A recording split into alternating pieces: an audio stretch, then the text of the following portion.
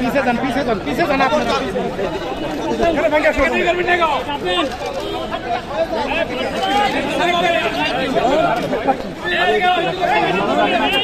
আরে ভাই সাইড দেন, ভাই সাইড দেন।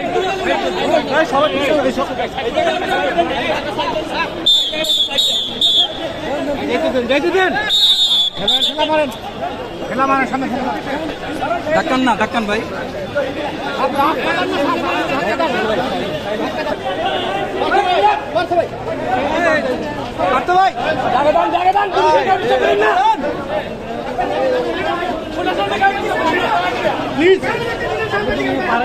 বনানী থানার মামলাতে যেটা গ্রেফতার ছিলেন ওখানে ওনাকে প্রথমে 5 দিনের রিমান্ড দেওয়া হয়েছে। আজকে রিমান্ডের মেয়াদ শেষ হওয়ার পরে ওনাকে কোর্টে প্রডিউস করা হয়েছে।